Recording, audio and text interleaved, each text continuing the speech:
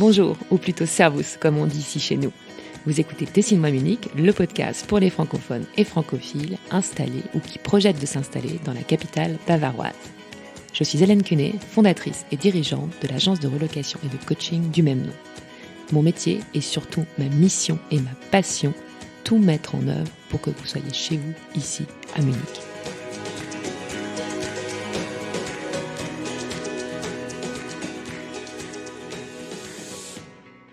Pour être tout à fait transparente avec vous, ce nouvel épisode était imprévu au programme. Je l'ai enregistré lundi soir et étant donné l'actualité dont il traite en partie, à savoir les élections municipales qui auront lieu le dimanche 15 mars, il était important de le sortir vite. J'y rencontre Benoît. Pourquoi lui et pourquoi cette interview ? J'ai vu passer il y a quelques jours une présentation expliquant le fonctionnement des élections municipales à Munich. En fait, le 15 mars prochain, ce n'est pas une élection qui aura lieu, celle du maire, mais 3, et le système n'est vraiment pas évident à comprendre. Grâce au PowerPoint de Benoît, c'est possible d'y voir plus clair, et je me suis dit qu'il serait intéressant d'avoir un format audio. Benoît fait partie de la liste des Verts dans le quartier de Ludwigsvorstadt et Isarvorstadt, et il est donc bien placé pour nous en dire plus sur le sujet.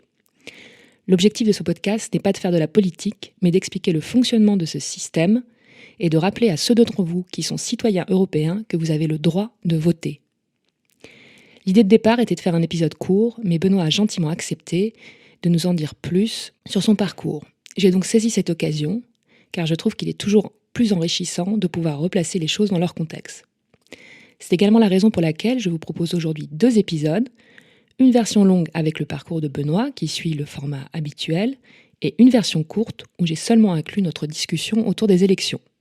Enfin, avec Benoît, notre discussion ne s'est pas limitée à ce sujet.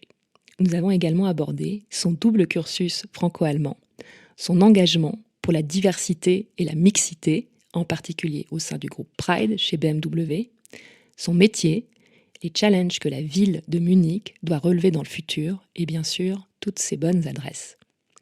Je ne vous en dis pas plus et je laisse place à ma conversation avec Benoît.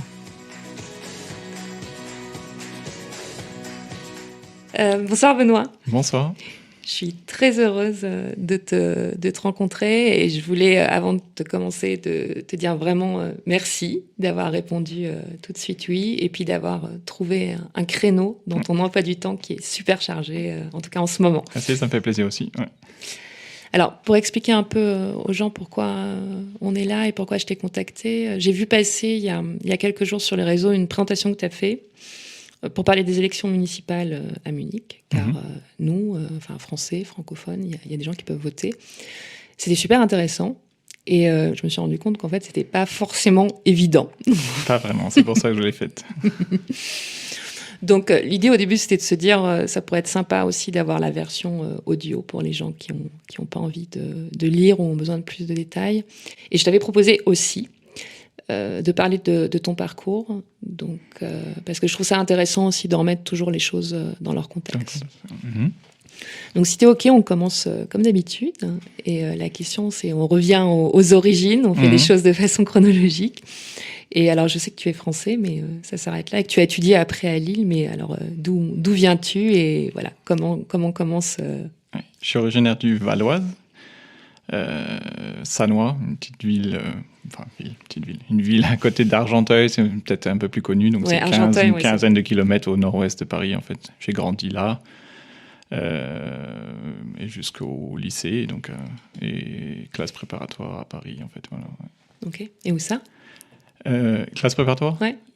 Pas un grand lycée comme on pourrait penser. Lycée Jacques de Cour, c'était très bien. C'était pas loin de la gare du Nord. Donc, à Sannois, où j'ai grandi, c'était à peu près entre gare Saint-Lazare et gare du Nord. Donc, je pouvais y aller en train sans problème. Ouais. Et de bons souvenirs de la prépa ou... Prépa, c'est prépa. Ouais. On fait beaucoup de choses, on fait beaucoup de sacrifices parce qu'on n'a pas grand-chose à faire à côté.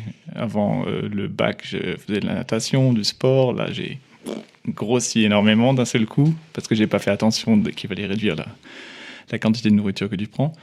Mais non, finalement, après, oui, c'est quand même 2 années qui étaient pas mal. Oui. Donc, tu fais une prépa scientifique parce que j'ai vu que tu intègres une école d'ingénieur à Lille, oui. Si ton profil LinkedIn est à jour. Ouais, Lille, oui. Prépa scientifique, oui. Donc, c'était... je ne me rappelle même plus comment ça s'appelait à cette époque-là. Je crois qu'il y avait juste une réforme qui a passé.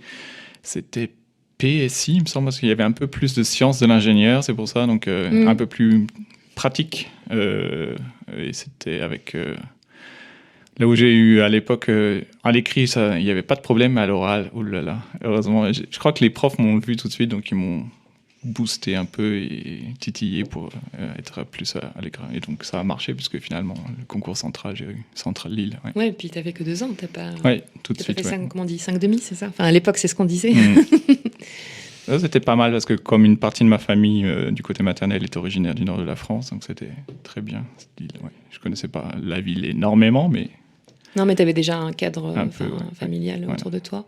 Et tu savais déjà ce que tu voulais faire à l'époque et pourquoi tu t'es orienté vers des études scientifiques ou... On va dire c'est classique. J'étais bon élève, bon en sciences, allemand première langue, je pense qu'on y reviendra après. Oui, c'était une de mes questions. Anglais deuxième langue, latin, donc c'est quasiment plus ou moins tracé en général dans ce qu'on fait. Ça m'a plu, et voilà. Ouais. Ok. Mais pas d'idée particulière a priori sur le métier? Non, au début, non, pas du tout. Et donc après, je me réfère toujours à LinkedIn. Je vois que tu as fait un double cursus et que c'est comme ça que tu arrives à Munich. Donc même avant ça, je voulais savoir pourquoi l'Allemagne, comment l'allemand, à quel moment ça se passe? On va dire l'allemand première langue, je pense que c'était... ça doit être le choix des parents en général d'abord, parce que bon élève, donc allemand première langue, pour être dans une bonne classe.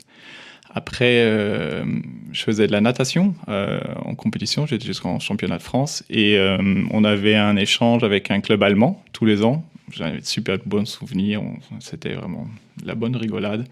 Et la compétition, les temps n'étaient pas géniaux, parce qu'avant, il y avait de la bonne fête, donc c'était la fête.